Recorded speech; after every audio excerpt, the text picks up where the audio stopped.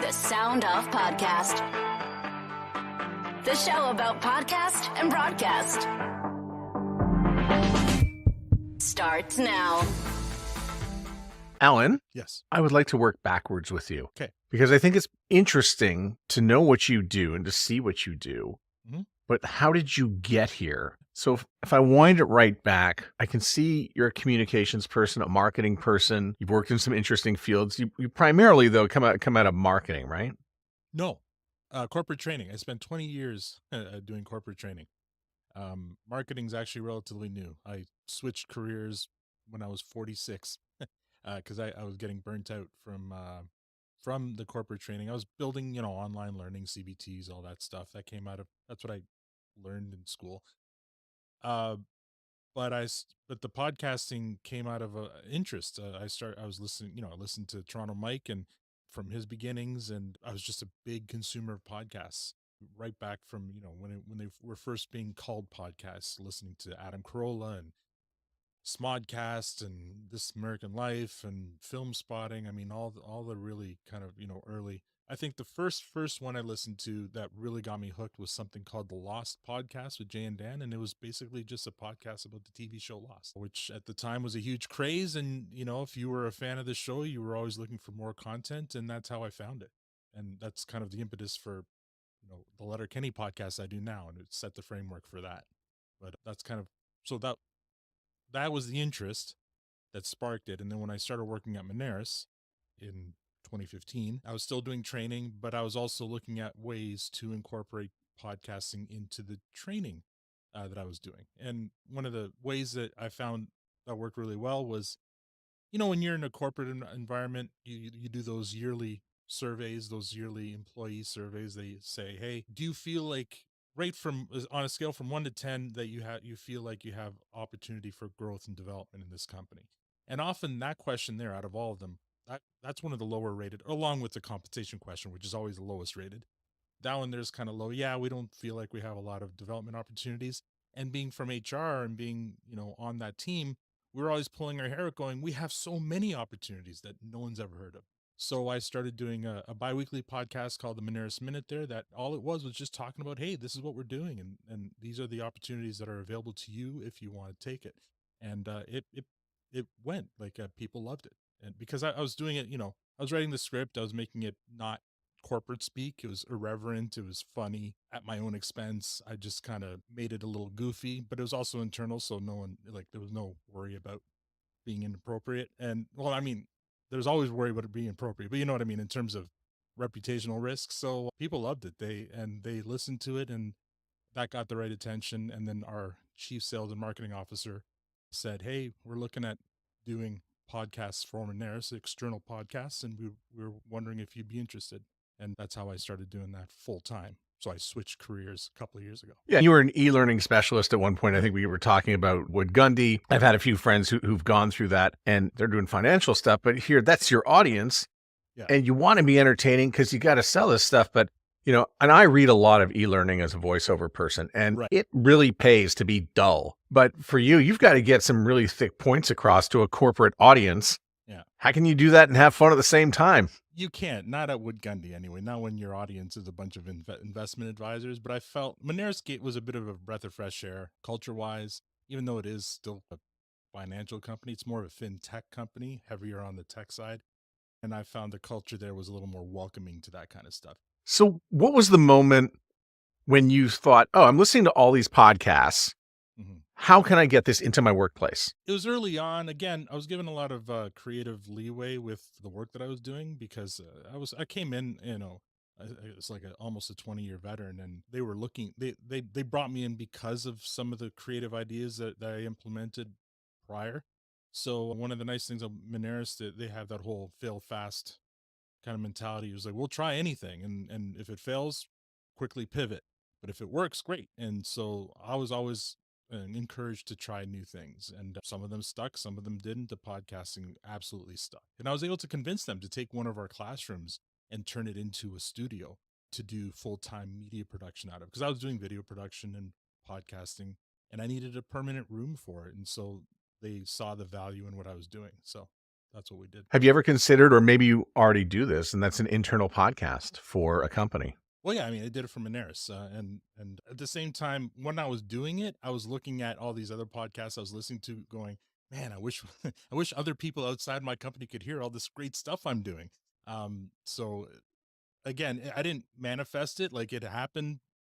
I feel like I manifested it. I put myself in the position where, when the opportunity was there, I was able to grab it. But yeah, I didn't push for it. It was actually our chief sales and marketing officer who, just out of the blue, asked me what I thought about doing Moneris podcasts, and I said, "Yeah, that sounds great." And at the time, actually, I thought he was asking me because he wanted me to refer him to maybe a Toronto Mike or somebody I knew, like in the field. I had no idea that he was looking at me for the position. You look at the impact of Toronto Mike, Hmm. and I know you've appeared on that show a few times. He's a gateway podcast drug for many people. Absolutely. I mean, he's been documenting, Toronto media history for. We're both around the same age. We're friends. I mean, I'm a fan of his podcast because we're from the same. So the stuff he talks about, the people he interviews, are right down my alley. I listen to all the same people on the Fan 590, which is the Toronto sports radio. I watch Much Music around the same time, so I know all the VJs he's interviewed. And what I loved about it is first of all, he's company agnostic, so he's not from Bell, he's not from Rogers, he's his own guy, fiercely independent, so he doesn't, kowtow to whatever. And he doesn't like going through publicists. He tries to get his interviewees subjects directly. And but he's documenting the history of the city, of the media landscape of that city, which I love, and I've been feasting off of it since he started. So he has credit for getting you launched into the podcast world on a technical side. Yeah. I think I've mentioned it a few times, or at least Humble and Howard have, that, when they didn't have anywhere to go to do radio because people stopped investing in that sort of thing at the radio level, that Toronto Mike, here's the equipment, here's the stuff, we'll get you launched. And I think now Mike is producing their show on a full-time basis. Yeah, I mean, it's, again, I've followed that journey from the beginning. Like, we were both bloggers, reading each other's blogs, and I remember him saying, "Hey, I just interviewed Humble and Fred, who are heroes of mine from listening to CFNY, in back in the day." And he said, "Oh, hey, Humble and Fred want to do this thing called a podcast, like a Christmas podcast." So they did that a couple of times, and then finally, when they, I guess, not that they were canceled from radio, but when they weren't being hired anymore, they decided to go on their own. And yes, Mike helped them set all of that up. And it's funny that now he's come full circle to become their producer. I think the kind way to put it is radio ran out of money to properly compensate Humble and Fred. Probably. Yeah. I mean, we know now. And I'm a huge radio fan, uh, as a listener, obviously. Um, but we know, like, those um personalities are few and far between on radio anymore, and actually don't seem welcome anymore on radio, which is too bad. Um, because we're missing that, and that's one of the reasons I think that people are not, they're turning away from radio, because why would you're just listening to simulcasts from somewhere else, right? You're not listening to local. I love all the talk you do with radio personalities, and being hyper local, because I think that's what would save radio. There's enough radio stations to accommodate Right? all Yeah. sorts of people, but everybody loves 25 to 54 and playing the Yeah. same records. Yeah. And I mean, I love the radio. I love, I listen to Theater of the Mind. I listen to the Sunday Night Funnies. Most of the stuff that I remember listening to, I mean, I also listen to Top 40 for sure, but was that kind of other programming, ongoing history of music. Like, that extra programming is what made radio so good, but now you can find it just as good, if not better, in podcast form. So, You're a music guy too. You play in a yeah. band. You love music. You're familiar with the Toronto scene. Your experience with music is more than just much music. What were some of the bands that you grew up and listened to? Again, just like Toronto Mike, I was a big Concan guy. So growing up, I listened to I Mother Earth, Our Lady Peace. I was a big grunge guy, though, 90s music. My co-host on the produce stand would bristle at that, because he was more of a hair metal guy and loves Extreme and those bands that were replaced by grunge in the early 90s. But that's my wheelhouse. That's what my cover band covers. I love doing that. I mean, I like music of all kind, maybe the exception of country. But yeah, my background is music. I went to Travis Institute. I originally wanted to be an audio engineer or a music producer. That's what I learned as a trade, audio engineering, being in a studio. That was my dream, to be in a recording studio. Now the recording studio is my desk here. So it's not quite the same environment, but still enjoy it. Well, you've come in very well equipped to do podcasts if you went to Trebas Institute. Yeah. So Trev, at the time, we're talking mid to late 90s, 95, 96, I think is when I went. So that was just the end. I still learned how to splice 2-inch tape with a razor blade. And then I think the last year we were there, we started recording these things, burning CDs, and 1 out of 10 was a dud, right? Like that's how, like, I was in between there. We learned Foley and post sound for movies using both analog and then digital means at the time, because sampling was still really early. So yeah, that was a lot of fun, but unfortunately, coming out of that second year of music production out of Trebas, I started reading the writing on the wall. I'm like, well, I'm not going to be able to make a living out of this. So they were offering this other program called multimedia computing.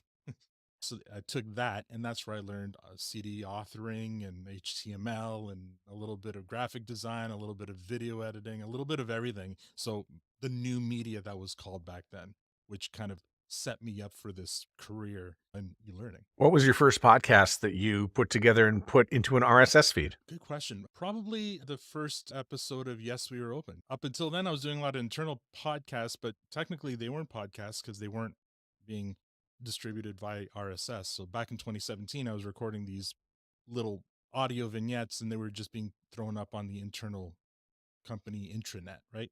But yeah, the first actual podcast I would have done would have been Yes, We Were Open for Moneris. And then during the pandemic, I started my home, like the Letterkenny podcast that we do, the Protestant. So here's the thing I've always thought about an internal podcast. Mm. Do you know who has listened to it and how much of the show they have digested? And does that somehow get recorded somewhere in the chain? Yeah, we had an internal SharePoint, but SharePoint would tell you, how often a file was done. So the stats for SharePoint are no better or worse than current stats for podcasts, in terms of I knew how many times it was downloaded and liked. And so there was quite a bit of engagement with those. And I would even get, emails and texts through the company chat going, oh, I love that. Especially during the pandemic, when I was recording them at home and I was using my kids in place, because normally I'd be interviewing coworkers and they weren't available. So I just had my kids here and I was interviewing them. And a lot of people were emailing me and thanking me, because they were, everyone was feeling so isolated and they just needed a good laugh or whatever in the middle of their hectic day. Tell me about the pandemic. Were you set up at home at that time, or did you have to make changes, or were you just ready for what came? I was not. I mean, we were in a house, I mean, a little, 45-year-old bungalow. We had just started renovations on the upstairs. So there was four of us, my wife and two kids, living, schooling, and working out of our basement apartment. And it wasn't fun. It was a bit of a nightmare. I wasn't set up to work from home. And at the time, the company didn't really embrace that too much. So the one positive that came out of the pandemic is my ability to work from home now, and which saves me 3 hours a day in commute time. I don't go into the office unless I have to normally. And I made the argument, I said I could come into the office, but I don't do any work. My studio is at home. So I'd only be coming in to socialize, which is fine to do every once in a while. But I love the setup I have at home and the freedom I have to do my work from. Tell me a little bit about your editing process when you first started. We'll talk about today in a sec, but when you first started, what were you using to edit, and how'd you get the audio together? Well, I mean, originally at first we were using destructive editing to Audacity to record and edit, stereo channel recordings. Then when I started doing the actual podcast for Moneris, I was able to start using Audacity. So I've been using that for all the multi-tracking and adding music and creating the stories that I do for those podcasts. I mean, and coming from, like I said, originally I learned how to splice tape. So to me, editing was always a manual process and a time consuming process that I held on to way longer than I wanted to. I mean, I hated it. It's my least favorite thing to do with podcast production is editing, especially, getting rid of and doing all that kind of fun stuff. Right. But I held on to it way too long, up until recently. We talked about it, in the pre show. I discovered Descript in December and haven't looked back. It's changed my life in terms of it's taken away the most tedious part of what I do and made it much easier. So I appreciate that. The produce stand I do live to pod. I learned that from Toronto Mike, and I love that because again, I'm a radio fan. So to me, recording an episode of the produce stand is kind of like doing a little radio show. I do everything. I have a soundboard. I do everything live.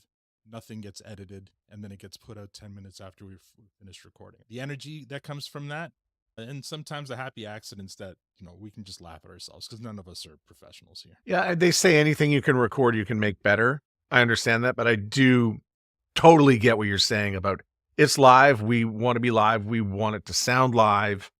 And it's just good communication skills practice. But I mean, it's still something I'm working on. I don't come from a radio background, so I had to work on it as well. Like uh, when I started Moneris, there was a Toastmasters club in the company. So every Wednesday I'd go to do that, which helped me a lot, not just in podcasting, because I wasn't even doing that yet, but even just my stage banter with my band. I was horrible between songs, talking to the audience, and then doing a little bit of Toastmasters really helped me with that. Strongly feel like Toastmasters should be something that should be available like in high schools. I really think it's that important a skill and muscle to develop early. Okay, so I've heard about this a number of times. What is Toastmasters? Do they teach you to talk? Do they teach you to speak in front of people? Teach is a strong word. It's kind of like a support group for people who just want to get better at speaking on their feet. And there's different kind of tracks you can take to whichever way you want to go. So if you want to just be better at speaking off the cuff, each meeting you might get up and talk for 2 minutes on a subject that like is written on a piece of paper, and you just have to be able to do that. And then you'll have people who are sitting there and they're writing down all your filler words and they're keeping tally, so that at the end of it they'll be like, all right, Al, that was a great 2.5 minute speech on yo-yos. You used 30 filler words in those 2.5 minutes, and these are your most common words, like stuff like that, and gets in your head and you get better at it. It's just through practice, right? Everything happens through practice. And so I went into Toastmasters. I only ever did one of the speeches. Like I didn't even go through the entire program, but it got me to a point where, because I was fine being on stage in front of people when I was prepared, when I was rehearsed as a musician, I just wasn't comfortable with the off the cuff stuff. And that's what Toastmasters helped me with. But a lot of the people in that group and people that I've seen before who credit Toastmasters, like everyone gets something different from it. But again, especially I hear my son and his buddies talk. I'm like, man, you guys could use Toastmasters. It just, Bruh, oh bruh, yeah, bruh. Oh my God. bruh. When I hear my 16-year-old son call my wife bruh, I'm like, what? That's ma to you. Yeah, it's head shaking. I don't know. You're very humble, by the way, because we've gotten this far. And I do know that you came to my attention a couple of years ago because Yes, We Are Open was a winner of a Canadian Podcast Award for Outstanding Business Series. Yes. And you beat some good ones too in there. So for anybody who would just come up and ask you, because they're thinking of starting a podcast, how do you get a show like that to that level over a period of time? And the period of time is, a few years, obviously. But how do you get to that level where you're getting awards? I mean, that was a shock. The award was a shock. And I feel like I had a bit of an unfair advantage in terms of, I had the audio background already. And such a huge consumer of other podcasts that I already knew what I wanted to do, even if I didn't know how I was going to do it yet. It all came naturally to me, fortunately for me, but for somebody else who might want to start right now, yeah, you basically have to be a consumer of lots of these kinds of podcasts. Like I'd go on the road with my Zoom digital recorder, which I usually have here handy. That's how I recorded my field interviews. I'd bring them in. I'd listen to I had no plan. I had no script. I would just listen to the interviews and then piece together these stories but I'd be like, how would Ira Glass do this on This American Life or Adam on Planet Money? Like those are the podcasts I was listening to, and I was kind of modeling myself after the guys from Reply All. Like, how do you tell a story with these interviews and be, with as little interstitial narration as possible, like try to tell the complete story with just the interviews, right? And using the surrounding sounds. So recording my flight on the plane, if I'm in a brewery, recording all the sound in the background, right? Like it's all stuff that no one told me that's what I had to do. But because I listened to so many podcasts, I felt I got to do that. I have to capture all of this because some of this I'm going to use later on in the story. Okay, so that's so important. So you mentioned Ira Glass, Adam Davidson. Yeah. There's a lot of NPR in there who are leaders in this space. Public radio does a lot, but I see so many radio people who come over into podcasting, and the next thing you know, it's a big, banging, loud 10 in a row kind of imaging. And I know because if you listen to episodes 1, 2, and 3 through 20 or something like that, it was like that. It was all that we knew how to produce, and that's what we did. But then once I started to listen, for me specifically, some stuff out of Panoply, podcasts like YOY, some stuff out of Slate, Death, Sex, and Money, just stuff like that, that the audio really needs to be soothing into the ear more than anything. Yeah. And I don't think I went into producing any of these with any of those rules in mind, right? Again, it was just a lot of listening, a lot of trying to mimic, but then after a while, you develop, I guess, a voice of your own. So, after it didn't take long for me to include a little bit of my own irreverence in poking fun at myself when something silly happens on the road, right?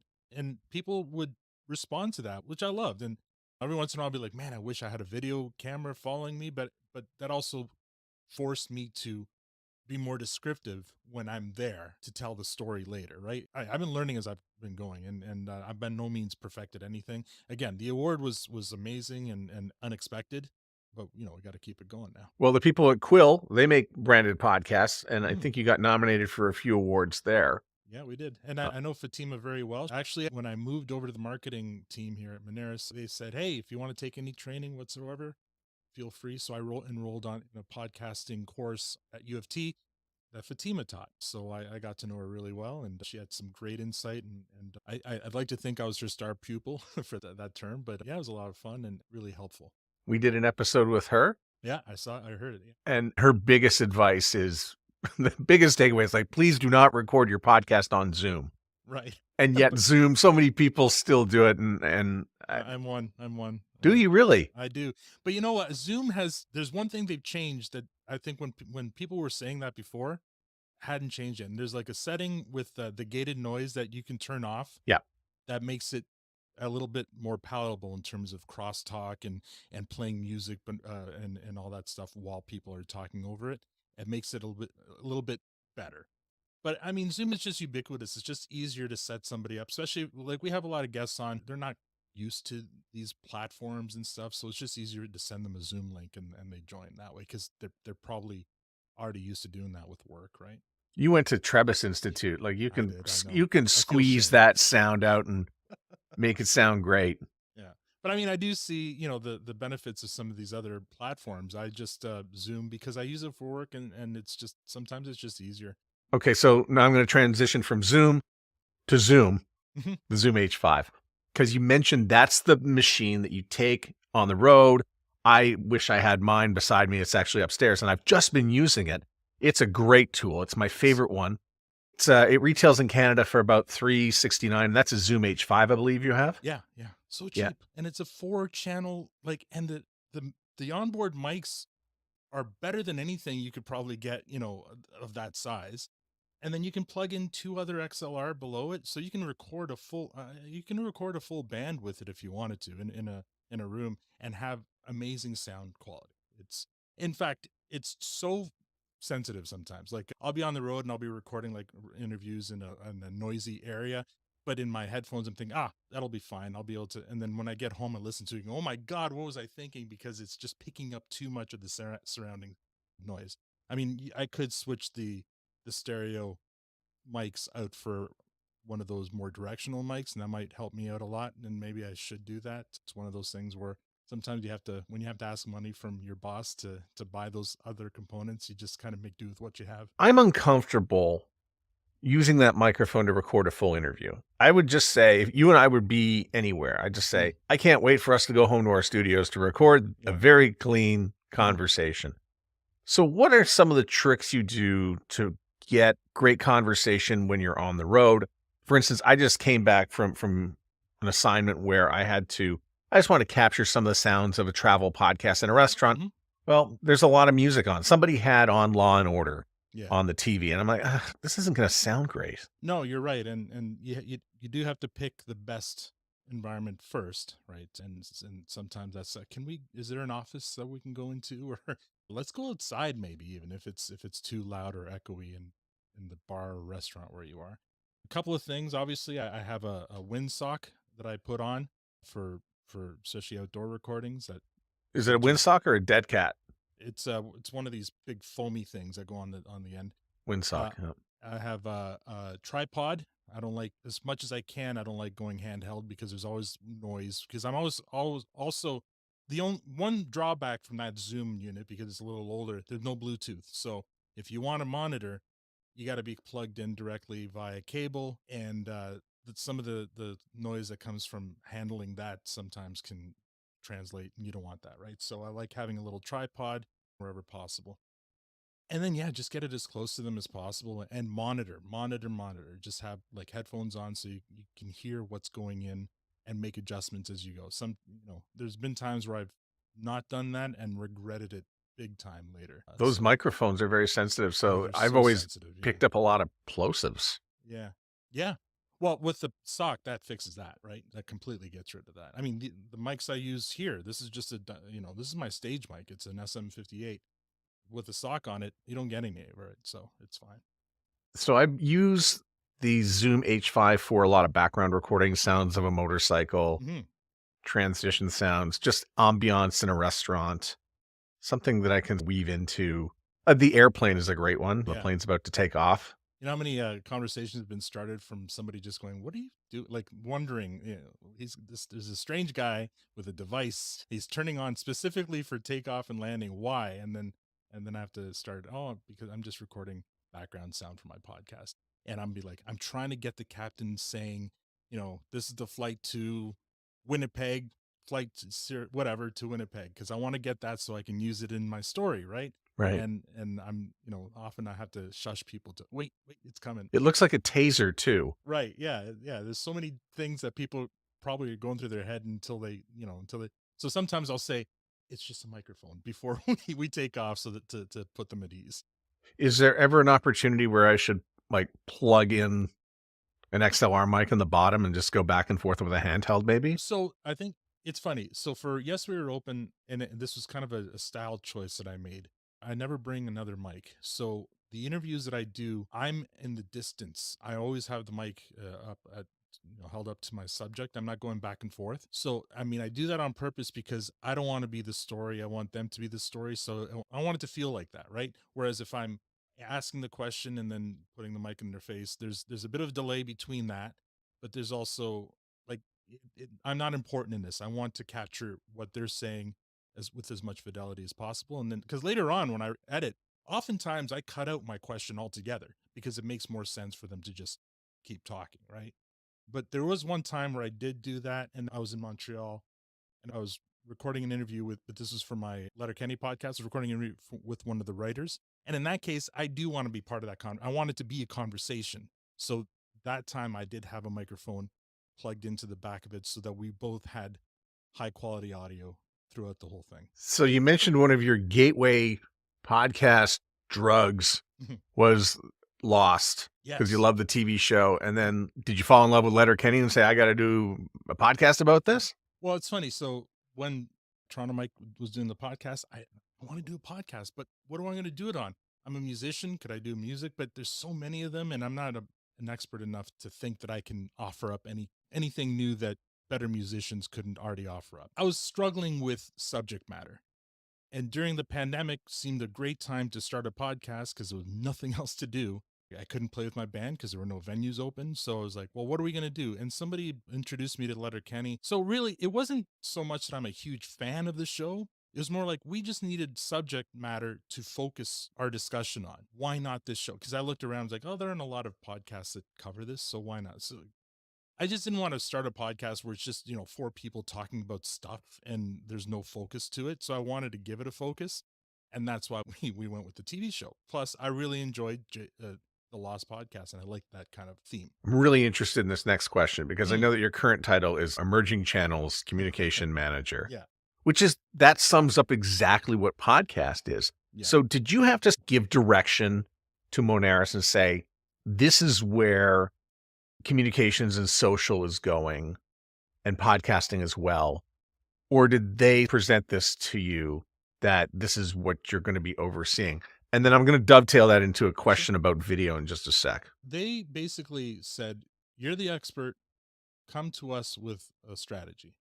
So I spent a few weeks putting together a strategy. And when I came back, I said, I think we should do 2 shows. And these are the 2 shows I think we should do. The Yes, We Were Open, I basically kind of lifted the whole idea from a CBC show called Still Standing. If you're familiar with it, it's Johnny Harris. He travels the country, visits small down and out towns, tells their story about how they're trying to get themselves out of the economic issues that they are from, a factory closing or a mine closing or whatever. I really liked that format. And I also liked the idea of traveling the country, truth be told, and wasn't sure whether they would go for it, but I'm like, shoot for the stars and see what happens. So I wanted to do that. And I said, look, our clientele, there are other businesses. I want to visit these businesses. I want to tell their stories and talk about their struggles and stuff, especially at that time. It was the pandemic. So there's a lot to struggle to talk about. And they went for it. They loved it. So that's that one. So that's kind of the focus on our clients, on our customers. The other one called Just Good Business is kind of more of our thought leadership show. It's more of a monthly magazine where we talk about issues that affect our customers in the fintech industry. And so those are the 2 shows that I produce. It's a pretty difficult job to Mm. have to like go to the Maritimes to a shellfish festival to go and find out exactly what's going Right. on behalf of the company, to bring your microphones Yeah. and talk about that. That's tough. You're doing God's work there. Under threat of a hurricane, to be fair. That was a lot of fun. And I'm not going to lie. I love doing it. I'd be an asshole if I'd say I don't like my job. I don't complain about it at all. I love it. Where are some of the great places you've been to, aside from, of course, PEI, where you get to have oysters? Yeah. Well, so far, season 1, I went to Saskatchewan. I hit Saskatoon and Prince Albert, which, you'd think whatever, but I loved it. It was a great time. And then I went out to Vancouver. Next season, I've also obviously been all around Ontario. I hit Montreal, Quebec, and New Brunswick, and all the Maritime and Newfoundland provinces. So my next stop, I'm hoping, fingers crossed, is Calgary. And I want to hit every province and territory at least once. So that's my goal. It's interesting because Moneris, for those who don't know, and I'll Yeah. probably move this to the top of the show, so apologies to the video audience, but what is Moneris and what do they do? So Moneris is Canada's largest payment processor. We process credit card and debit card payments. If you use a card to pay for something at a restaurant or a store, there's a really good chance it's a Moneris machine. We also have online e-commerce tools, but we're the largest, and we're a company that's parented by 2 Canadian banks, Bank of Montreal and Royal Bank of Canada. And we've been doing it for 20 plus years now. I've also been a voice on a number of their ads Yes, you have. on the podcast side of things. So shame on me for assuming that everybody knows just because I know and I'm the voice, that nobody knows that I'm the voice of Moneris. So And sorry. apologies for digging into that revenue stream of yours. When you think about the North, as you mentioned, Nunavut, maybe up to Whitehorse, that sort of thing. Do you have something in mind? Because the culture and electronics and tech and the internet is just so different up there. Yeah, I don't know, and I can't wait to find out and to learn more about it. I mean, I'm as long as we have customers in those areas and customers who want to tell their story, I will endeavor to get up there. I really want to be inclusive. I don't want this just to be just another show from Ontario, right? I want to be able to tell other stories, and I want the listener to learn while I'm learning. So tell me what you've learned so far about video. What have you told people, and how are you going to approach the video side of podcasting that has emerged? And really, it's from a marketing side more than anything. But here you are, you're an audio guy, but now you get yourself a camera, and maybe you have to learn how to edit some video, and maybe you got to get some YouTube channels. How are you dealing with that? Not well. I mean, I'm showing my age when it comes to that stuff because an audio purist in terms of again, I was a big radio fan, and so when podcasting is right down my alley. Now, having said that, I've done all the video editing. I know how to do that. I just don't enjoy it. And especially if I have to be in front of the camera, there are many other better looking people that I would put in front of the camera before me. We've talked about maybe they would send somebody on the road with me. I've started while I'm out on the road. I'm also my own social media guy, where if you follow me on Instagram, I will do little vignettes of myself with people I'm with. There's a vignette of me throwing axe for the first time in New Brunswick. and I hit a bullseye for the first time. And so there's video evidence of that, and I posted that to my IG. And yeah, my social media person at Moneris, she loves me for that, like for providing her with that kind of content. But yeah, you're always having to think what kind of content, because what I'm not interested in is putting up still screens and full podcast episodes. Like that whole YouTube can now import your entire pod. I'm not interested. I started doing that and I canceled it and reversed it because when I found out that means now you're maintaining two separate files, I don't care. That's the beauty of podcasting. You upload a file. If you make a mistake, you upload a different file to replace that file, and everything gets aggregated and everything gets. But with YouTube, that doesn't happen. Yeah, I'm not interested in that. So my YouTube strategy actually came from an episode of yours that I listened to back, I'm going to say September or October, where I forget who you had on, but I liked what he said. Is like the content you put out on video should be different in addition to what you put out in audio. And that's what I try to do. Usually it might just be audiograms, but with video component too, like recordings of whatever meetings or something. Or I will throw together a little video montage or something, depending on what the subject matter is. And I'll put that up. And I find that gets enough traction. Like when I was putting up full episodes, I was getting a handful of listeners. That's it. Because to me, podcasts, you don't turn YouTube on to listen to a podcast. How many people do you think are going to watch this? Yeah, exactly. Probably none. Five. Maybe Five, maybe. Friends. Yeah. And they obviously have a fetish with men with bald heads. Exactly. And graying beards, But if you if you check out the Produce Stand YouTube feed, there are some videos there of extra things. Like we went up to Sudbury and we toured the Letterkenny sets. And so I put together a video montage of that. And so that's good because that's something I can't show on the podcast. And then if you want to hear more or listen to more, then go subscribe to the podcast. So that's kind of been my strategy for my personal podcast. And for work, if they insist on doing video, then I might suggest that somebody else be in front of the camera. What I really like is like how positive you are about the podcast space, about what it offers, about what you used to do and where it has taken you. I think it's just so positive. And I've had so many people hear about radio thinking, oh, I guess I better slide into this podcast thing and catch the train. But it's all upside. And even some of the bad news, we're going to have to do some video. Nah, you've got some resolve. You know exactly what you want to do and where it's going. So for any company or anybody who's in your position, had a job like you had, or is in communications, some marketing, why should they consider podcast and a branded podcast specifically? I mean, branded podcasts for companies is an opportunity for that company to show their personality, right? And can show it in a way that they can kind of control too, right? So you can use social media and that's one way to do it. But the other channel, podcast is a great channel because they're engaged listeners. It's an engaging channel, right? If you get the right audience, which I mean, if somebody's listening to a podcast, then they're already the right audience. If somebody doesn't listen to podcasts and they stumble on a Yes We Are Open, they're probably not going to listen to it because that's not what they want to do. But if you engage podcast listeners and you give them something interesting or educational to listen to, and they become yours to entertain, and then they learn about your company through the stories you tell, right?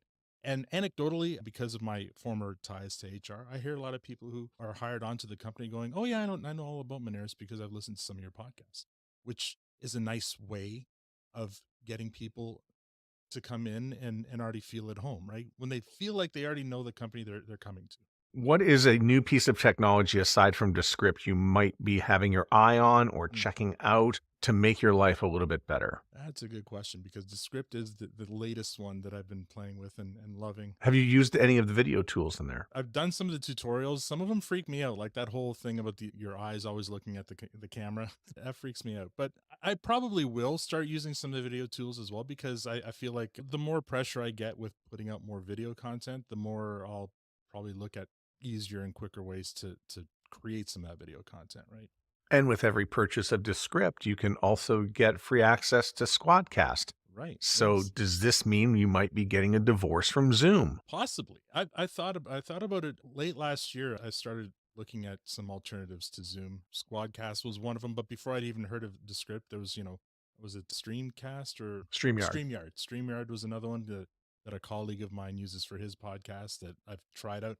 the one thing that kept me with Zoom, and again, this goes back to my personal the Letterkenny podcast, is every once in a while, and I think we had this conversation before, but we'll have something called an Ag Hall Social where we'll have our listeners join us in a Zoom call, and we'll have sometimes upwards to almost 30 people on the same call, which I know sounds chaotic to you, and it can be, which you can't do with any of the other ones. Zoom allows you to have that.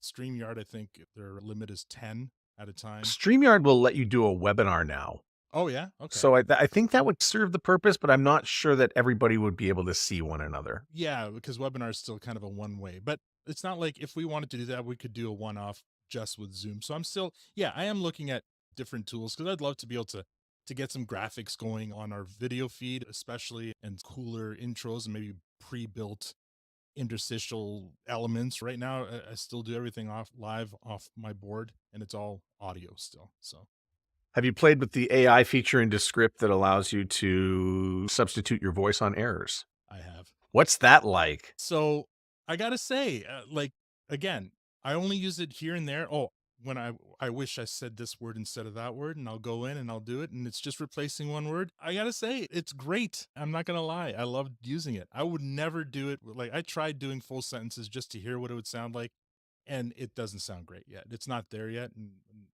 that's fine. I don't think I'd ever do that because, I mean, the reason I got into podcasting is because I'm not in radio, but I always wanted to be in radio, and this is the best thing. So why would I replace myself with AI? If you could have been on one radio station in Toronto, what station was it, and why was it The Edge? It wasn't The Edge, though. So I went from 680 CFTR. Yeah. And then when their format changed, I think I went almost directly to sports radio, to Fan 590. Oh. Like, I would every once in a while pop over to 102.1, but no, I went from kind of top 40 to to sports, all sports. When all sports opened, it was done for me. That's all I listened to. It was, yeah, I loved it. What year was that? All sports? That's a great question. So, and early 90s? Yeah, early 90s. I was probably, a pizza boy delivering pizza after school, listening to, because I remember, listening to the first Blue Jays World Series on 1430 before they switched frequencies. I was already delivering pizza, so that might have been 92, 93. Yeah, that was such a great era for sports in both Montreal and Toronto. Oh, man. Yeah, I miss it. But also, thank God we had all sports radio because everyone was thirsty for more, right? More content, and they provided it. Do you spend as much time with sports radio these days, or have you moved on to podcasts? Strictly even in the car, everywhere. I always have podcasts in my ear. That's all I listen to. What sports podcast do you listen to? You know what? I haven't been on sports podcasts too much lately. There's one called Tales with TR. That's Terry Ryan. But because he's an actor on Shoresy, I listen to him. But since the pandemic, I've got soured a bit on sports, I got to tell you. Really?